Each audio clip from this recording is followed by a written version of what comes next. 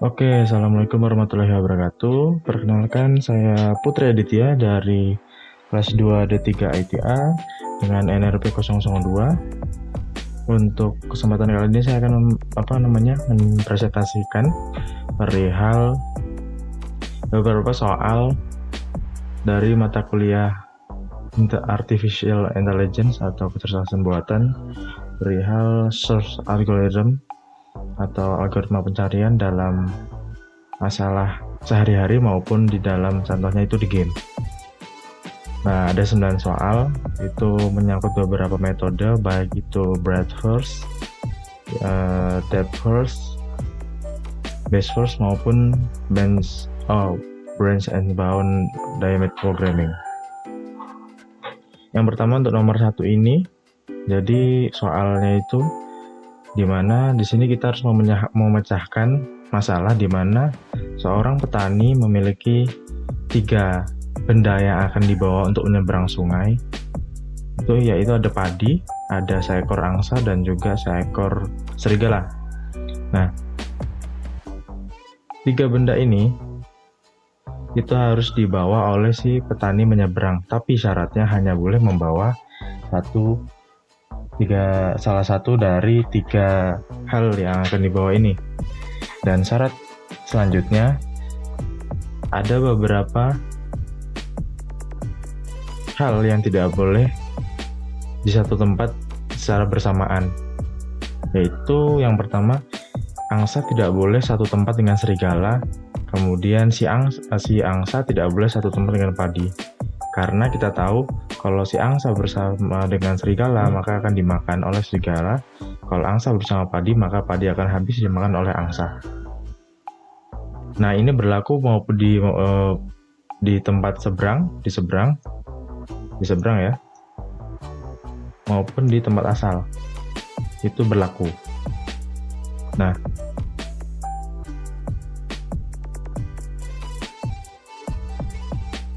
kemudian bagaimana saya memecahkannya? Nah, di sini sudah terbuat sebuah diagram keadaan. Jadi setiap perpindahan itu ada di sini, baik angsanya yang mulai dipindahkan maupun nanti si serigalanya maupun si padinya, itu nanti sequence-nya ada di sini.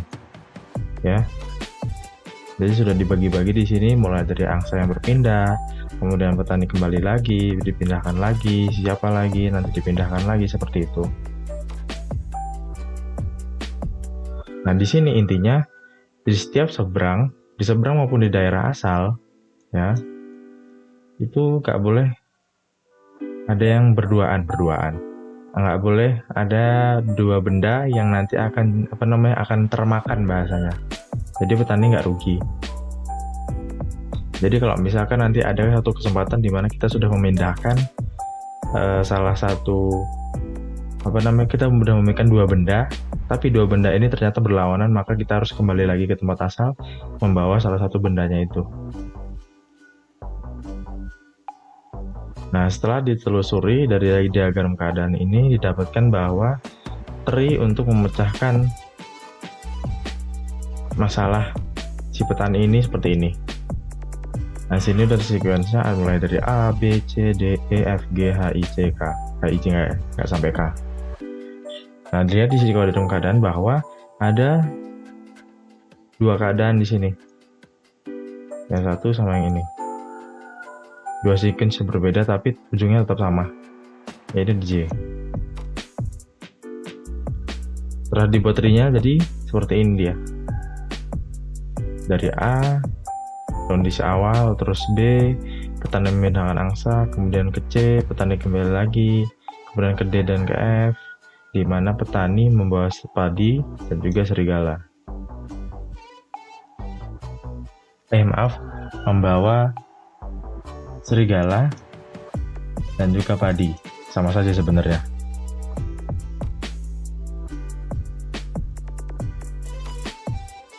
Nah, terus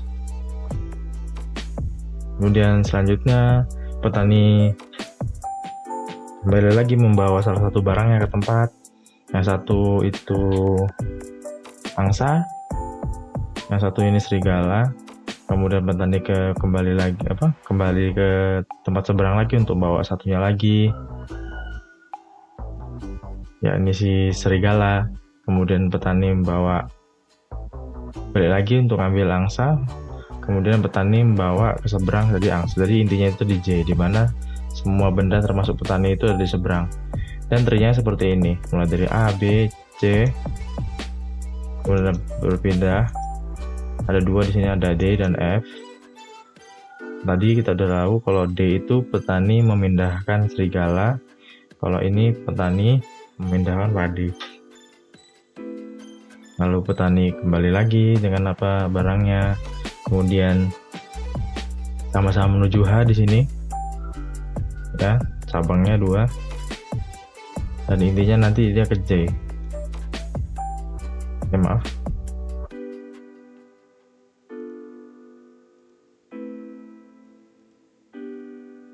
Ujungnya nanti ke J. Karena intinya harusnya itu semua hal termasuk petani itu ada di seberang. Makanya goalnya itu adalah J. Nah, jadi seperti ini diagram keadaan dan juga tree-nya dari permasalahan ini. Kemudian, nah ini pemecahan masalah dari masalah petani tadi dengan menggunakan metode depth first. Jadi metode depth first itu adalah metode di mana dia menelusuri tree-nya itu berdasarkan kedalaman. Kebiasaannya breadth first maupun depth first itu adalah dia mulai dari paling kiri. Jadi dia yang mulai paling kiri. Nah, dia akan ke kiri dulu. Kalau depth first dia akan melihat kedalaman. Nah, jadi sebelum dia ke sini, dia akan melihat ke sini dulu. Dia melihat nih cabang berseberapa dalamnya. Dia ke sini dulu.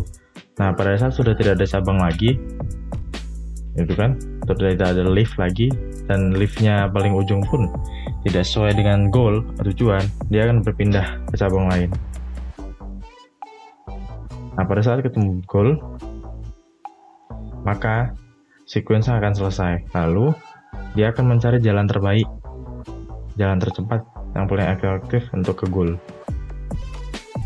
Nah, jadinya seperti ini, yang panah merah ini. Jadi dia sudah menelusuri G ke F karena bukan goal F-nya, jadi pindah ke I langsung. Dia berpindah ke I karena masih di bawah H, masih satu cabang bahasanya. Terus dia berpindah ke J, ternyata J itu goal, maka inilah goalnya. Makanya dia dapat seperti ini. Dan akhirnya goalnya dapat.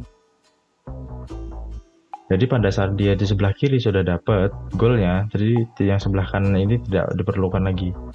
Walaupun di sebelah juga ada J. Karena sama aja. Intinya karena goalnya di J. Kalau menggunakan depth first.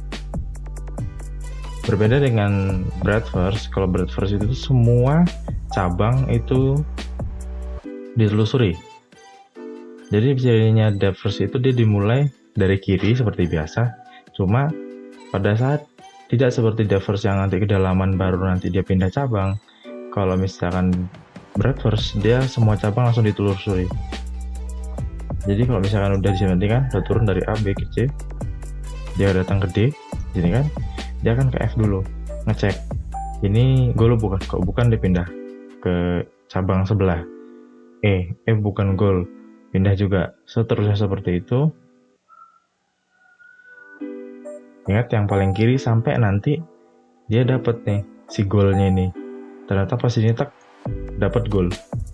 Nah, setelah dapat goal berarti ini goalnya. Terus dicari sequence terbaik, jalan terbaik untuk dapetin si J ini, si goal. Akhirnya dapat seperti ini. Nah, ini seperti ini ya, yang panah merah, dan akhirnya dapat goal ya. Ingat bagi teman-teman, bedanya breadth first dengan depth first. Kalau depth first itu menurut kedalaman, dia menelusuri dulu ke dalam, baru pindah. Kalau misalnya breadth first, dia enggak, dia ke setiap cabang, setiap leaf, sebelah kiri dan kanan. Jadi zigzag seperti itu. Nah, seperti ini. Oke, selanjutnya ini ada masalah lagi, Jadi masalahnya teko air, di mana teko air ini masalahnya itu teko air A itu isinya 4 liter dengan teko air B itu isinya 3 liter. Jadi bahasanya itu kapasitasnya itu segitu. Nah, ceritanya kita mau ngisi si teko-teko ini, tapi syaratnya adalah si teko A harus diisi 2 liter. Bebas dengan teko B. Seperti itu. Jadi tujuan kita itu untuk mengisi 2 galon air ke teko A. Perihal teko B di sini kita langsung dikosongkan aja karena tujuan kita kan ke teko A. Nah, di sini ada beberapa aturan di mana setiap aturan itu berhubungan. Jadi kita harus menggunakan aturan ini untuk membentuk penyelesaian dari masalah teko ini. Mulai dari teko A atau teko B diisi penuh, ataupun teko A teko B dikurangi, atau teko A teko B dikosongkan. Sampai nanti di akhir ada di mana teko A atau teko B itu dituangkan ke teko sebelahnya, sehingga nanti kita dapat kita dapat goal di mana teko A itu diisi 2 liter seperti itu. Nah, untuk diagram keadaannya seperti ini. Kalau misalnya teman-teman masih belum mengerti kenapa kok bisa seperti ini, karena intinya itu adalah semua sequence itu sambung menyambung. Jadi seperti ini. Kalau misalkan keadaan 0 dan 0, keadaan kita setelah 0 dan 0 itu start 1 dan 2. Makanya di sini ada 1, ada 4,0 dan 3,0. Maksudnya di sini teko A diisi 4 liter dan teko B kosong. Di sini teko A dikosongkan alias masih kosong dan teko B diisi 3 liter. Jadi setiap lift itu cuma boleh berproses, bahasanya melakukan proses itu hanya salah satu teko. Jadi tidak boleh 2 teko sekaligus. Nah, kenapa dia bisa nyambung sini lagi? Nah, kalau ini dia cuma satu prosesnya, itu apa? Kapasitas dari teko A itu dituang ke teko B 3 liter dan sekaligus memenuhi. Seperti itu. Jadi tidak perlu kita ngisi lagi, karena pada saat kalau jam 43 alias semuanya penuh, itu seharusnya tidak sesuai dengan ini, karena menyangkut aturannya ini. Jadi kita sesuai aturan juga. Nah, setelah itu kita nyambung lagi. Terus kok bisa sih dari 1 ke 1,3 ke 1,0? Karena di sini ada proses di mana pengosongan.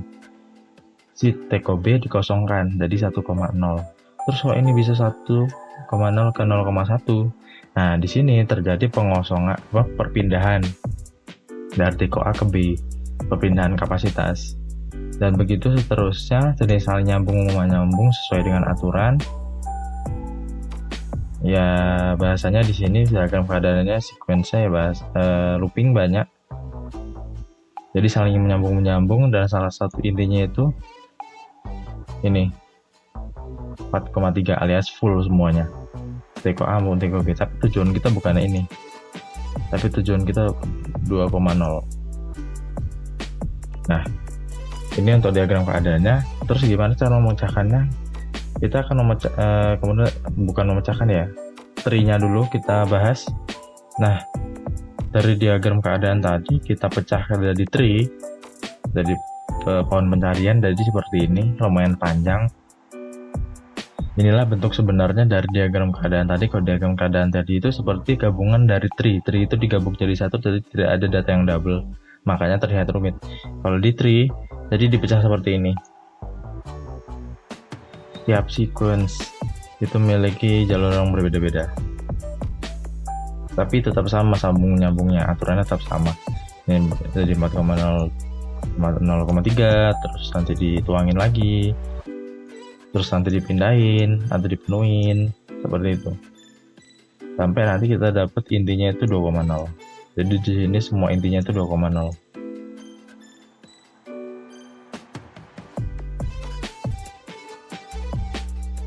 Maaf, bukan ini, salah fokus.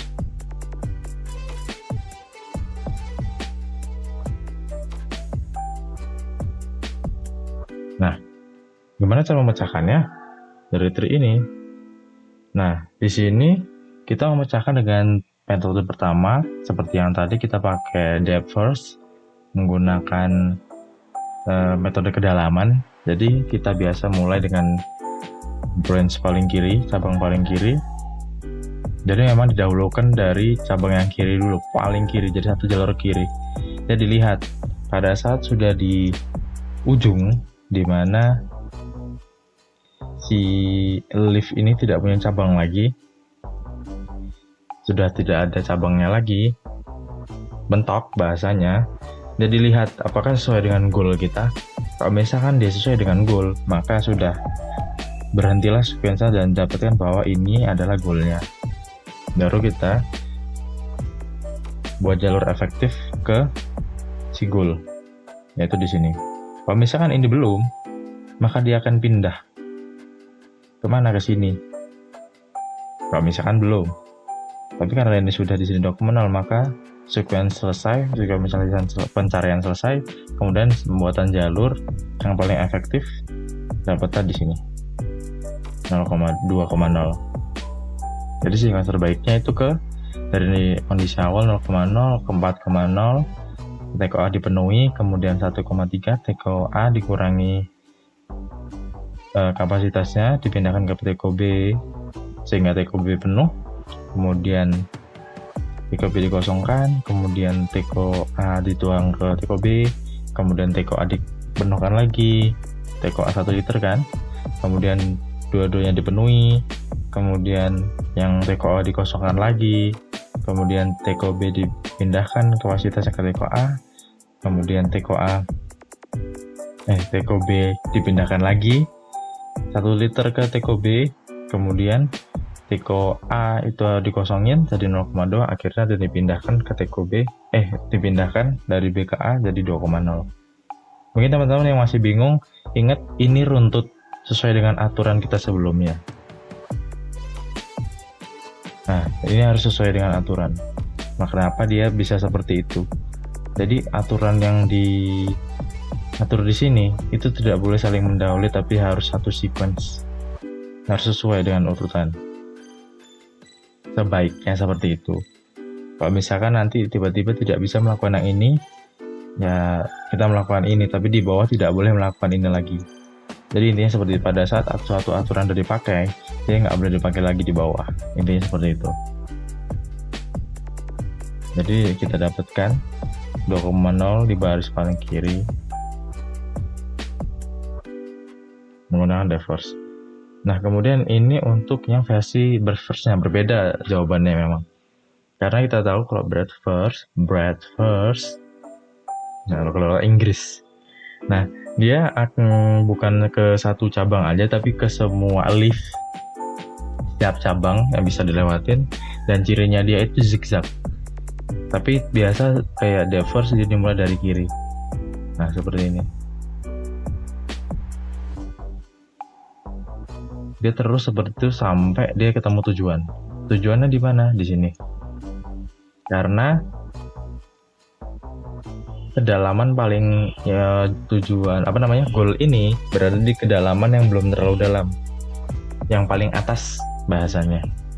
Dapat goal yang ini, goal yang paling atas itu di sini posisinya. Nah, karena ini berarti ini sudah goal, kita udah dapat, dan akhirnya dibuat sequence jalur tercepat alias paling efektif untuk mendapatkan si goal ini, dan akhirnya dapat seperti ini menggunakan breadth first, seperti itu. Ingat bedanya depth first sama breadth first. Kalau depth first menurut kedalaman yang paling kiri, ya. Kalau breadth first zigzag, semua lift dimasuki, dan akhirnya sampai ke tujuan paling atas tingkatannya, dari kedalamannya belum terlalu jauh. Kalau misalkan nanti tiba-tiba kedalaman adanya di sini, tujuannya adanya di sini misalkan, yang lain sebelum ini tujuannya pada di bawah semua, di bawahnya dia berarti dialah yang tujuan yang paling baik menurut breadth first. Kalau ini kan yang paling atas nih, berarti ini yang tujuan yang paling baik. Oke. Selanjutnya masalah baru lagi, di mana ada beberapa jalur di sini dari setiap titik, di mana kita harus nyampe dari A ke Z dengan minimum cost atau jarak terkecil. Karena di sini udah kasih angka, jadi tiap jalur itu udah dikasih angka. Nah, di sini kita buat tree-nya seperti ini ya. Dan di sini pemecahannya kita pakai breadth first. Bukan breadth first tapi best first. Bedanya dengan depth first dengan breadth first, best first ini dia menggunakan minimum cost alias jarak terkecil. Jadi setiap nanti dia ketemu branch atau cabang, maka dia akan bandingkan nih mana nih yang paling kecil. Pada saat ada yang paling kecil, dia akan ambil. Nah, seperti ini. Dari A, hapus dulu biar enak, biar nampak. Nah, kita dari A kita berjalan 2 jalur nih, satu ke B, satu ke C. Terus kita bandingkan mana yang lebih kecil. Ternyata lebih kecil B, kita gas ke B. Nah, terus ke B ini ada cabang lagi, ada ke C, ada ke D. Bandingin mana yang lebih kecil, ternyata ke D. Nah, kita ambil ke D. Terus D ini punya cabang lagi nih, ke E, ke F. Terus kita lihat mana yang paling kecil. Ternyata yang paling kecil ke F, karena 3. Kita ambil ke F. Terus ke F ada cabang lagi nih, ke G dan ke Z. Karena ini lebih besar pada ini, kita ambil yang 2. Dan juga 2 di sini karena ujungnya sih, kita langsung ambil aja. Jadi untuk yang E best first ini sequence-nya itu A, B, D, F, Z. Nah, seperti ini. A, B, D, F, Z. Sequence-nya berapa? Cost-nya berapa? 3, 4, 3, 2 alias 12. Terus kita lihat nih, ternyata loh, ini kan bisa nih, sama aja sebenarnya. Nah, kita bandingin dulu. Kita lihat, kita perhatikan bagaimana best first itu berjalan. Ingat, setiap branch itu harus dibandingin mana yang lebih kecil. Karena di sini pathway-nya di C alias jalannya lewat C itu sudah lebih kecil daripada yang ke B, maka yang diambil akan ke B. Jadi dapatnya A, B, D, F, Z dengan total cost 12. Nah, untuk selanjutnya kita masih masalah sama, cuma kita pakai metode lain, namanya itu branch and bound with dynamic programming. Jadi metode ini tuh sebenarnya salah satu metode dari branch and bound, di mana dia mengandalkan kekuatan dari tiap branch-nya, setiap cabang. Jadi setiap cabang tuh bakal dibandingin nih, mana yang lebih efektif. Tapi bedanya kalau yang pakai dynamic programming, dia nanti pada saat path atau branch itu sudah terlihat tidak menuju suatu goal secara efektif, maka dia akan dihapus alias dicoret dari path yang akan digunakan. Nah, di sini kita bisa melihat kalau ditambahkan dari A ke Z menggunakan ini A, C, E, G, Z.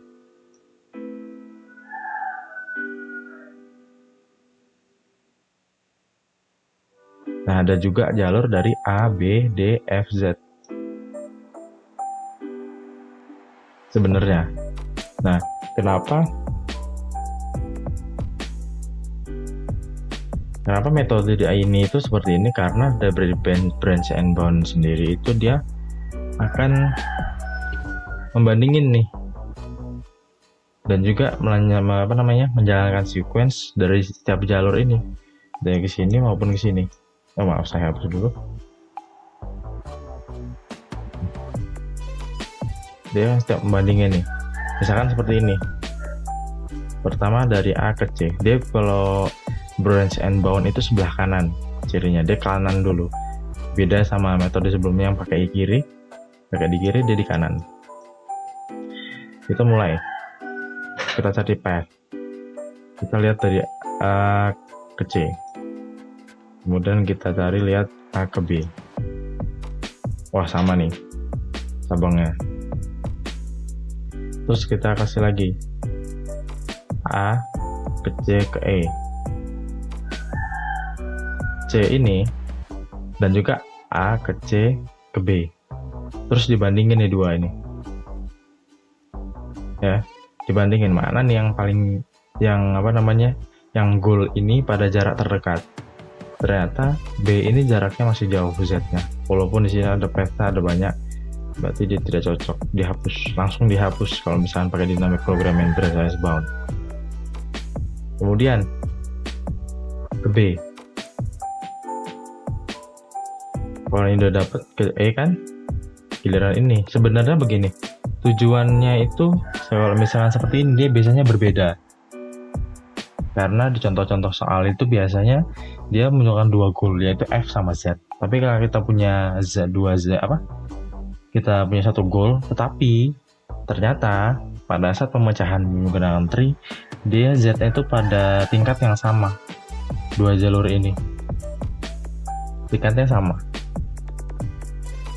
Nah, terus pembandingan terus tiap jalur, nanti dari E, AC, EG sama AC, ED, terus dilihat mana nih yang paling cepet goal. Ternyata si G lebih berpotensi karena jaraknya lebih sedikit ke Z. Karena Z masih jauh, ini dia hapus. Dan akhirnya dari G itu dilihat ke F sama ke Z. Ternyata kita udah dapat goal di Z, maka F akan coret dan goalnya akan dapat di Z. Nah, karena si branch and bounded dan program itu mulai sebelah kanan, kita ambil jalur kanan. Kalau misalkan kiri, kita bisa ambil ini. Kalau misalkan kita kayak best first, minimum cost, kita bakal pilih yang ini. Karena dia minimum cuma 12. Tapi karena gini branch and bound dan dynamic programming, dimana kalau nggak salah aturannya itu tidak menggunakan minimum cost lagi. Kalau tidak salah saya baca. Dan juga aturannya dia mulai sebelah kanan, kita pakai sebelah kanan. Jadi akhirnya sequence itu dari A ke C ke E ke G ke Z, seperti itu. Oh iya, mohon maaf, mungkin ada yang mungkin kurang enak melihat kalau saya nyoret-nyoretnya pakai warna merah, karena saya juga baru sadar tadi saya sequence-nya, ngaturnya pakai warna merah. Jadi saya nyoretnya pakai warna merah, mohon maaf nih. Oke, kita lanjut. Nah, sekarang itu kita masuk ke algoritma pencarian dalam game. Nah, di sini gamenya itu game NIM namanya. Nah, cirinya game NIM itu adalah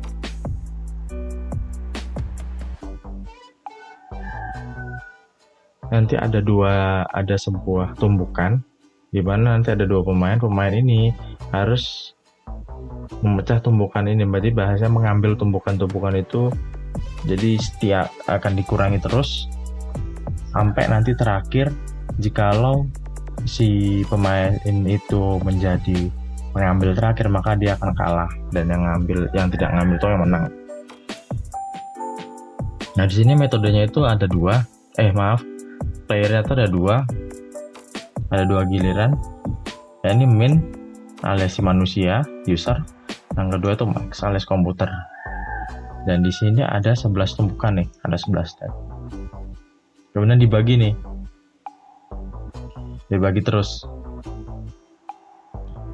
dari pembagian pertama, kedua, ketiga, keempat, terus sampai akhirnya sampai ke tujuan akhir di goal.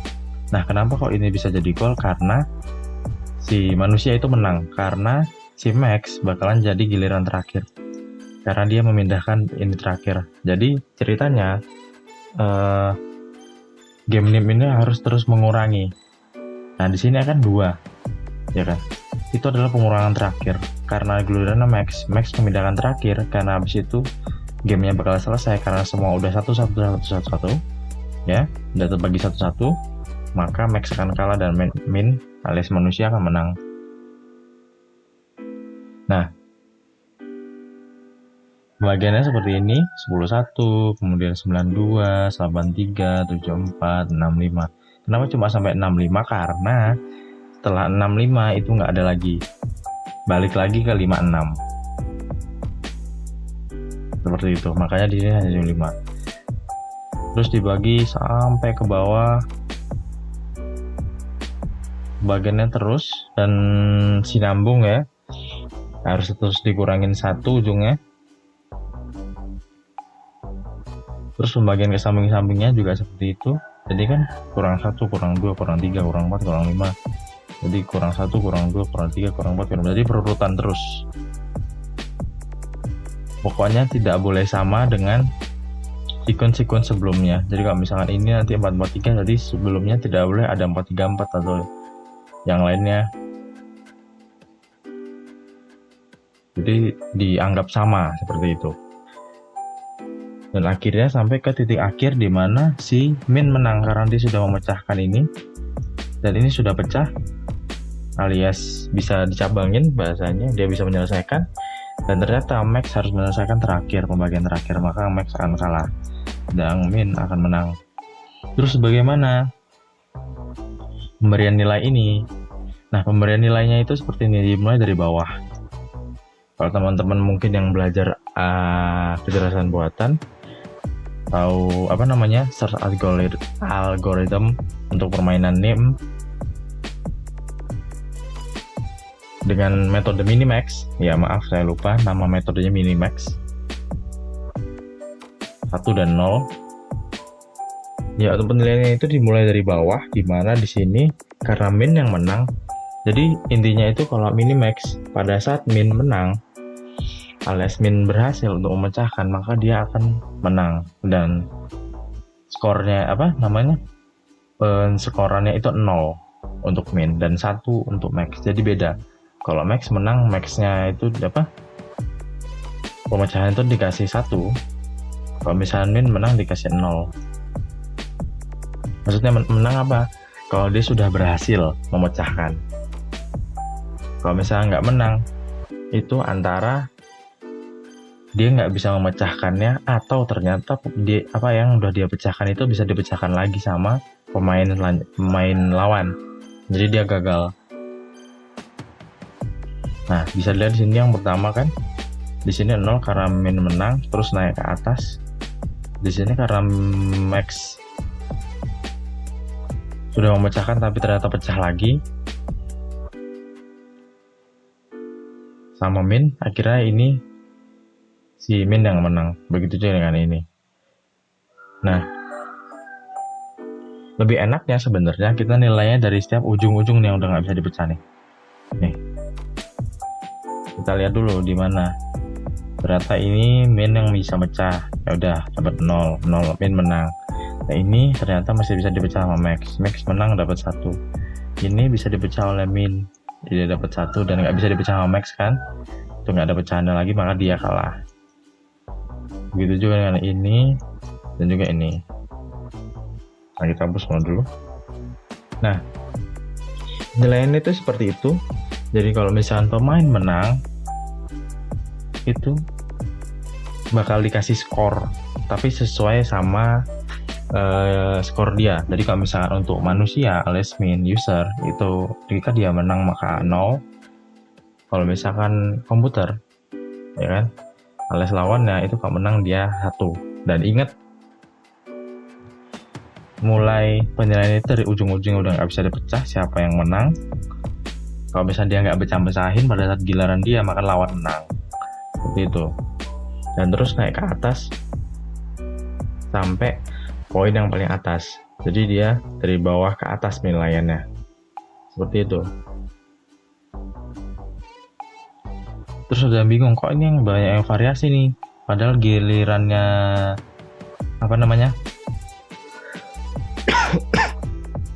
maaf batuk. Karena gilirannya itu kok ada yang bukan poin dia nih. Karena posisinya itu dia kalah. Dia kalah karena ada beberapa hal. Salah satunya dia nggak bisa mecahin ini. pada saat giliran max ternyata ini nggak bisa dipecah karena sudah ada bilangan lain. Nah sebelumnya dia dipecah biasanya dia gagal, ya udah berarti dia kalah. Ini poinnya si min. Nah yang lainnya gimana? Kok bisa bukan poin dia? Karena sebelumnya itu ada pemecahan yang jumlah pengambilan stacknya itu sama, alias jumlah pengambilan tumbukannya itu sama. Contoh gini, ini bagiannya max, ya kan?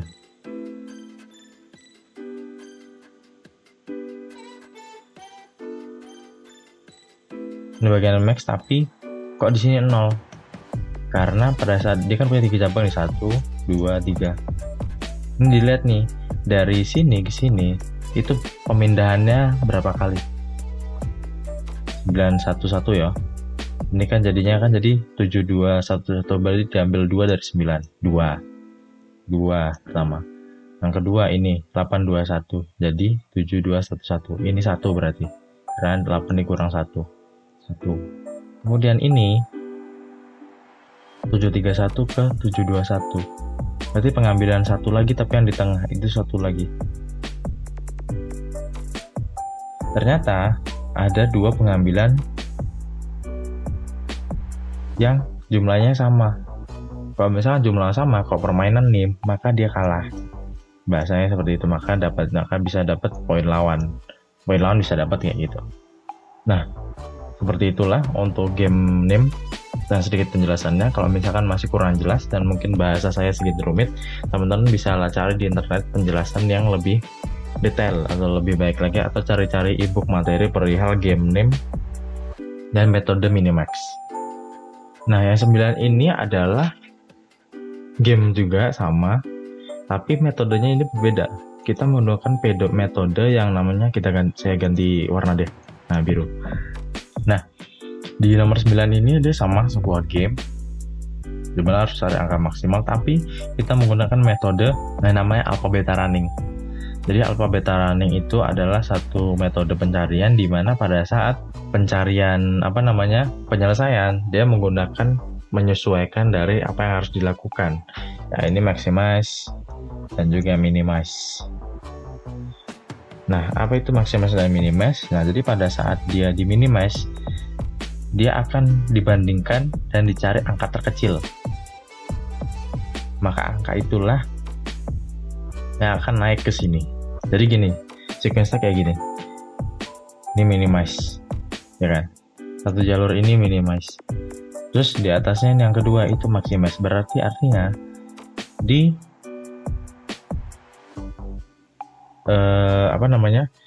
di baris kedua, level kedua ini, teman-teman harus nyari angka terbesar dari bawah, dari lift sebelumnya.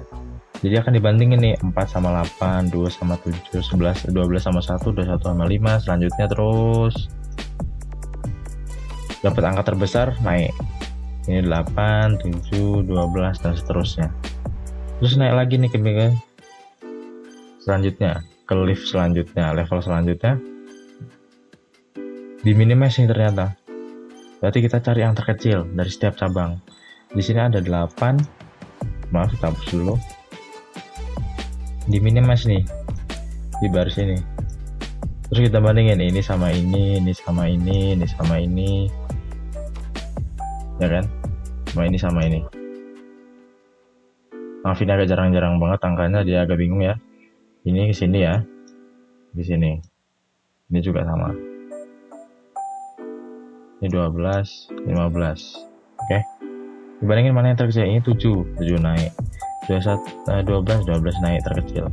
5 banding 7, 5 kecil naik. 12 banding 15, 12 naik. Sudah, kita naik lagi sama. Di maximize, cari yang terbesar. Kita bandingin 12 sama 7, menang 12 naik. 5 sama 12. Ternyata 12 lebih besar, jadi 12 naik. Karena sama-sama 12, kan di minimize harusnya yang terkecil. Karena sama-sama 12, akhirnya naiknya 12.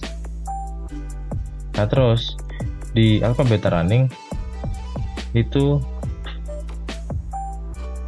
ada kayak metode penghampiran jalur. Jadi kayak pada saat kita ngebandingin yang di bawah tadi, dari bawah ke atas yang udah saya jelasin barusan, itu nanti dilihat jalur mana yang paling terbaik, jalur mana yang terhubung dengan angka level paling atas kalau saya bilangnya. Jadi kayak path-nya untuk cari jalur dimana angka goal terhubung dengan angka source alias angka asal. Nah, jadi seperti ini. Pada saat di sini sudah dapat 12 kan, dia akan nyari nih mana aja nih asal saya dari mana aja nih.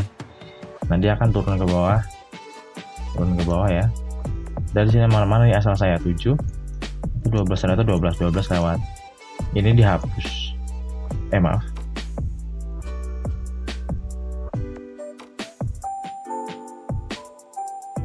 Ini dihapus alias tidak dipakai karena di sini angka awalnya angka atasnya ternyata tidak sesuai.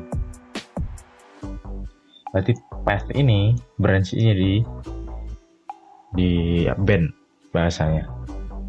Terus kita pindah di 12 kita cari nih mana nih path saya, jalan untuk ke source saya nih, asal saya. Jadi 12 21 ternyata 12 di sini. Ini di ban.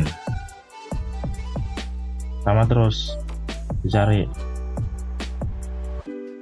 Ternyata asalnya di sini, berarti ini jalurnya yang satu. Selain itu untuk yang branch ini di ban.